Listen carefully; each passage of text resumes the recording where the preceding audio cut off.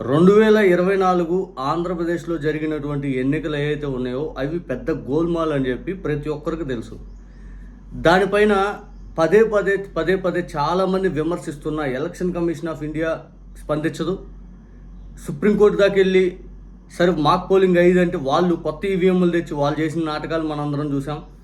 అసలు చంద్రబాబు నాయుడు గారు చిన్న విమర్శ ఏదైనా ఆయన విమర్శిస్తేనే విరుచుపడతా ఉంటారు. వాళ్ళ మీడియా ద్వారా విడిగా నెగిటివ్ అనేది పబ్లిక్లోకి జగన్ గారిని టార్గెట్ చేసుకుంటూ ముందుకెళ్తారు.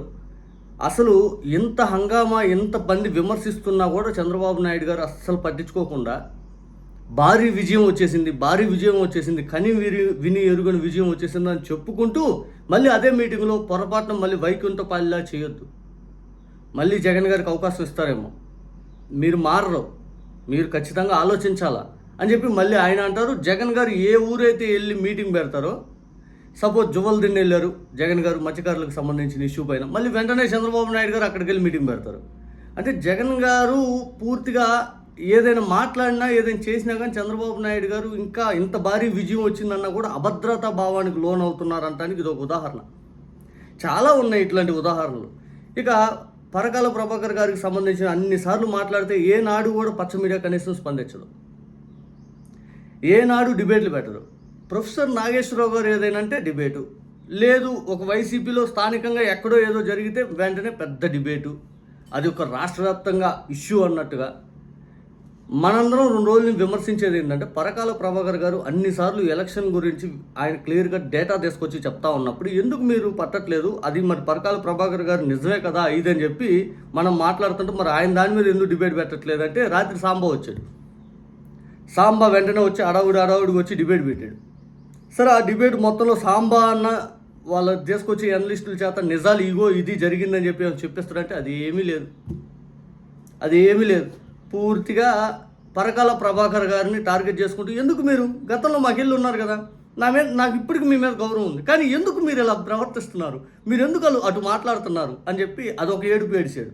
సాంబా ద్వారా నిజాలు తెలియక, వాళ్ళ అనలిస్టుల ద్వారా నిజాలు తెలియక, టీడీపీ వాళ్ళ ద్వారా నిజాలు తెలియక, జనసేన వాళ్ళ ద్వారా నిజాలు తెలియక, పచ్చ మీడియా ద్వారా నిజాలు తెలియక, ఎలక్షన్ కమిషన్ ఆఫ్ ఇండియా ద్వారా నిజాలు తెలియక ఇంకెవరు చెప్పాలి జనాలకు 2024 ఎన్నికల గురించి అంటే వీళ్ళందరూ విధానాలు చూస్తుంటే ఖచ్చితంగా ఎలక్షన్ గోల్మాల్ జరిగింది అనేది ఒక క్లారిటీ వచ్చేసింది. సాంబా అయితే రాత్రి ఏమన్నాడు చూడండి.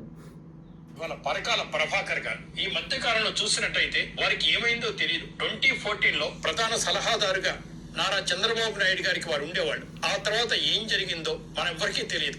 ఈ మధ్య కాలంలో ఓ ఎన్నికల కమిషన్ అలా చేసింది, ఎన్నికలు అలా జరిగాయి అని లేనిపోని అవాస్తవాలతో ఏంటది ఏదంటే అది మాట్లాడించాను. నేను అడిగేది ఒకటే, how is it possible that preliminary voting కి ఫైనల్ ఓటింగ్ కి 12.58% తేడా చరిత్రలో ఎప్పుడైనా ఉన్నదా? 6 సెకండ్లో 2 ఓట్లు పడడం సాధ్యమా? 3 సెకండ్లకి 1 ఓటు పడడం సాధ్యమా? అంతేనా? ఆ గవర్నమెంట్ అంటే మాకు పడదు. చంద్రబాబు నాయుడు గారు, లోకేష్ గారు, పవన్ కళ్యాణ్ గారు కష్టపడి నిర్మించుకుంటున్న ఆంధ్రప్రదేశ్ ని ఎలా కూలగొడతాం, ఇదా మీ ఆలోచన? అయన్నొద్దు, పాయింట్కి రా. ఎప్పుడో జరిగిన ఎలక్షన్లకి మీకు జగన్మోహన్ రెడ్డి గారు పట్టించుకోవట్లేదు.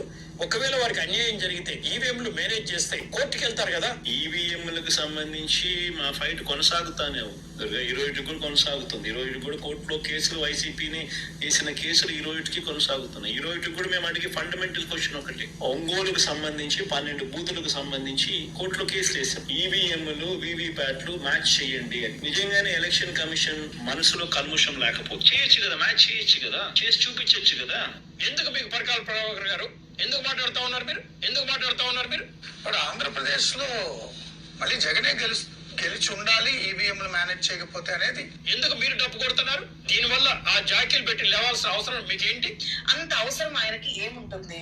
కానీ ఇక్కడ అసలు పరకాల ప్రభాకర్ గారికి అసలు అంత లావును పోరాడాల్సిన అవసరం ఆయన నిజంగా ఏముంది? రాష్ట్రంలో 2 సంవత్సరాల నుంచి ఆయనకు రాష్ట్రం మీద చిత్తశుద్ధి, మన భారతదేశంలో ఎన్నికల ద్వారా ఏదో ప్రజాస్వామ్యానికి విఘాతం కలిగించకూడదు, ఇదిగో ఈ సమస్య ఎత్తి చూపిస్తే ప్రజలందరూ చైతన్యపరచడమే. సాంబా ఎన్నికల్లో నిజంగా అవకతవకలు జరగకపోతే దాదాపు 45 రోజులు 90 రోజుల దాకా ఉండాల్సిన వీవీప్యాట్ స్లిప్పులు ఎందుకు 10 రోజులు 15 రోజుల్లోనే డిస్మాంటిల్ చేసేసారు? అసలు పూర్తిగా తగలబెట్టేశారు. ఎందుకు చేసేసారు? దాని సమాధానం చెప్పు. అసలు మాక్ పోలింగ్ అనేది కొత్త ఈవీఎంలు తెచ్చి నొక్కి చూపించేది ఏంది? ఉన్న ఈవీఎంల్లో ఒకసారి పోలైన ఓటు మనం నొక్కితే ఎలా పోలేద్ది అనేది చూపించాలిగా. బ్యాటరీ ఛార్జింగ్ అనేది అసలు అంత పొద్దున్నే సాయంత్రం దాకా ఈవీఎంలో ఓట్లు పోలైతే 99% ఛార్జింగ్ అనేది ఎలా వచ్చింది మళ్ళీ లెక్కించేటప్పటికి? ఇవన్నీ జనాలు అడిగే క్వశ్చన్లు, దానికి సమాధానం ఉండదు. ఇక 2024 ఎన్నికల్లో జగన్మోహన్ రెడ్డి గారు డిజాస్టర్గా ఓడిపోయాడు. అసలు ఆ ఎన్నికనే జగన్ గారికి ఇంత దారుణమని మాట్లాడే వాళ్ళకి నేను చెప్తా. జగన్ గారు 2024 ఎన్నికల్లో 11 సీట్లని మాట్లాడేవాళ్ళు ఇప్పటికి వాళ్ళు భయపడేది ఏంటి తెలుసా? 2024 ఎన్నికల్లో జగన్ గారి మీద ఎంత దుష్ప్రచారం చేసినా, ఎంత సినిమా డైలాగులు కొట్టినా, ఏ లేనిపోని కుటుంబ సమస్యలు తీసుకొచ్చి ఆయన నెత్తినేసినా, అసలు ఈ రాష్ట్రంలో జగన్ గారు ఉండటానికి వీలు లేదనే అంత నెగిటివ్ పోర్ట్రేట్ చేసి ఎంత దారుణం కొట్టామో 40% ఓట్ బ్యాంక్ వచ్చింది.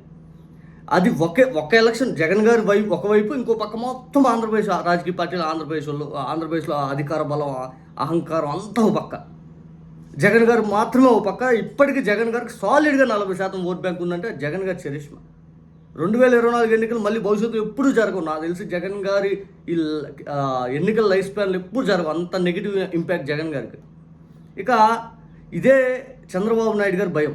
2019లో చంద్రబాబు నాయుడు గారు 40% వచ్చినా వివిధ పార్టీలు అన్నీ వేరువేరుగా పోటీ చేసి అక్కడ చూజీగా వచ్చింది. ఇక చూజీగా ఇవ్వాల జగన్ గారికి వ్యతిరేకంగా వీళ్ళందరూ లేనిదంతా తీసుకొచ్చారు. అక్కడ చూజీ ఉంది. చంద్రబాబు నాయుడు గారు, జగన్ గారు, జనసేన, కాంగ్రెస్, బీజేపీ అందరూ వేరుగా పోటీ చేశారు. అది చంద్రబాబు నాయుడు గారి భయం. మనం చూజీగా అనేది మనం ఇవ్వకపోయి మనకే మొత్తం కలిపి మన బలాన్ని మొత్తం అందరినీ నించోబెట్టి జగన్ గారి మీద కొట్టినా కూడా 40% వచ్చేసింది. అటువంటి బలమైన నాయకుడు, ఆయన్ని తక్కువ చేయడం లేదు, ఆయన బాధ. ఇదే స్వయంగా రాత్రి సాంబా డిబేట్లో కూడా ఒక కాలర్ చెప్పాడు. ఇన్కమ్ పోస్టింగ్ గురించి మాట్లాడదాం.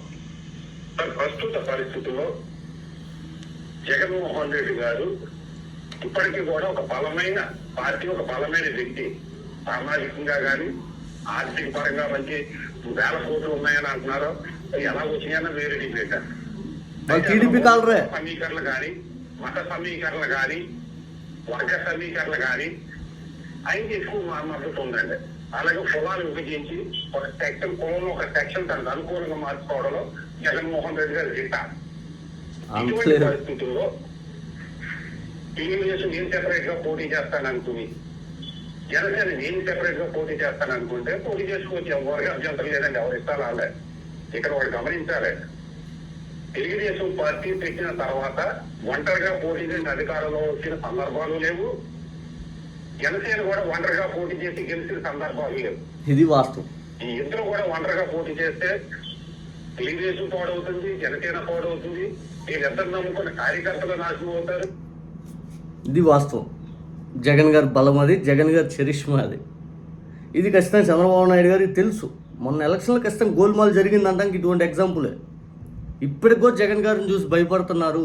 మళ్ళీ ఆయన అధికారంలోకి వస్తారంటే కారణం మొన్న ఎలక్షన్ ఏదో జరిగింది. లేకపోతే ఇంత మ్యాండేట్ వచ్చాక కూడా ఇంకా జగన్ గారు అంటున్నారంటే ఖచ్చితంగా ఎలక్షన్ గోల్మాల్ జరిగే తీరుంటుంది.